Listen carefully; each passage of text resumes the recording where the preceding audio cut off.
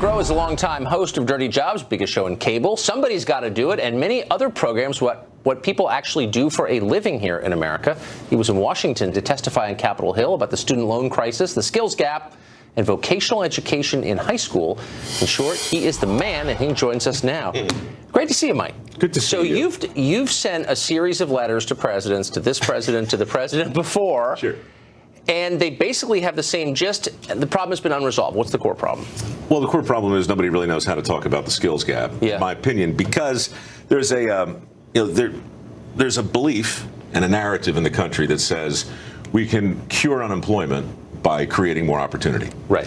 And obviously there's some truth to it, but the skills gap has nothing to do with unemployment, not really. The skills gap proves that opportunity alone isn't enough to get people unemployed. Right. And really neither is training. You can have all the opportunity and all the training in the world, but if you don't have an underlying appreciation for the work, if you're not talking about jobs that people affirmatively aspire to, you're going to be pushing the boulder up the hill or tilting at the windmill or whatever self-defeating metaphor makes the most sense to you. It's a sucker's bet.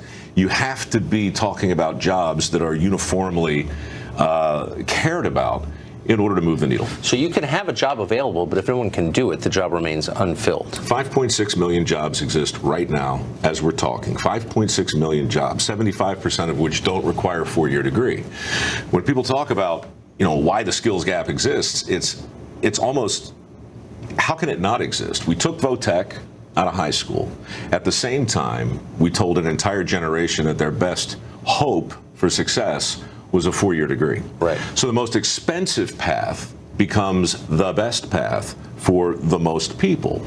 At the same time, all these other jobs, which are linked to this very fundamental form of education, are completely marginalized because we sent a really powerful message. You don't just take vocational technical training out of high schools and that be the end of it. That sets all kinds of dominoes in place, and none of them are pretty, and they all fall down. So I hate to be political, but we are in Washington. These things don't happen without forces moving them to happen. There's a massive lobby fielded by the four-year education industry. Do you think that has something to do with it? Oh, God. Look, okay. The skills gap isn't a mystery because it's a reflection of what we value. The cost of college isn't a mystery, I believe, for the same reasons. There's a lobby, but it's not just the Washington lobby. It's parents who very rationally want something better for their kids than they had. What does that mean? We got to figure it out. But they're guidance counselors on the front line who are incentivized to push kids toward college as well. So guidance counselors too often don't talk about the alternative careers, which, by the way, fun word, right? Higher education over here, alternative education over here if you're not cut out for this. So in 1,000 ways, we give kids dozens of cues and clues as to what success looks like. As a result, the jobs we're talking about today on the Hill, these are important jobs that just haven't been celebrated. That's why they're going begging.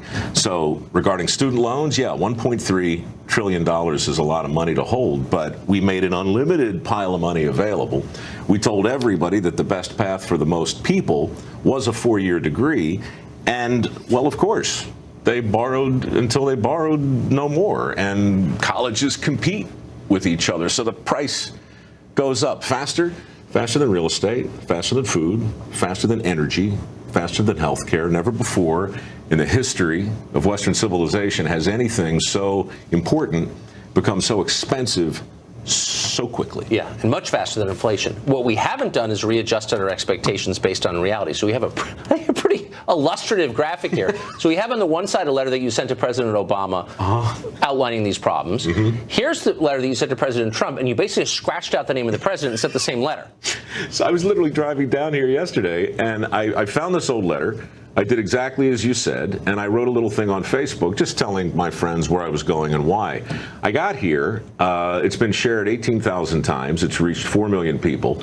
People want to talk about this. But look, the truth is, I don't know what else to do. I mean, I came here in 2001, testified to the Committee of Transportation, Science, and Commerce. Came back in 2013, testified to the Senate Committee of Natural Resources. Came back today, talked to education and the workforce. what are you going to do? You know, that's what I mean. A lot of good people are pushing the boulder up the hill. Yes. But until and unless we change, I hate to sound like I'm running for something. I'm not. But you're talking about hearts and minds of guidance counselors and parents. So we can do and say all kinds of things on the Hill. And the Perkins Act is important. I hope it gets through this time. It looks like it might. But regardless, the real wet work happens around the kitchen table. And if it's not a topic of conversation, that 5.6 million number is going to be twice as big in 5 years, because 5 years ago it was 2.5. Exactly. So it's just math. So here's the last question. Do you think that we value as a society work in the way that we once did? Maybe that's part of the problem. At the risk of being glib, I would say if you really want to make America great again, you got to make work cool again. Yes. And I know that sounds a little high schooly, but look, that's where the action is. There's a long list of stuff we can't control, but it is completely in our power to decide what the definition of a good job is. That's up to us, right? So if we disparage and malign an entire category of perfectly reasonable opportunities, then it's not the out-of-work worker who's going to pay the ultimate price. It's people like you and me who are addicted to smooth roads, affordable energy, indoor plumbing, and all that stuff. That's right. I don't think it's a glib answer at all. I think it's deep. It's not bad. You know, it really isn't bad. If you want to make the country great again, you got to make work cool. I think that's right. And work confers dignity. I mean, that's the best part about it. I kind of feel like I should look into a camera and say that with all the earnestness I can muster. If you want to make America great again, you've got to make work cool again. Mike Rowe, ladies and gentlemen. Great to see you. Always a pleasure. Thanks, Mike. Thanks.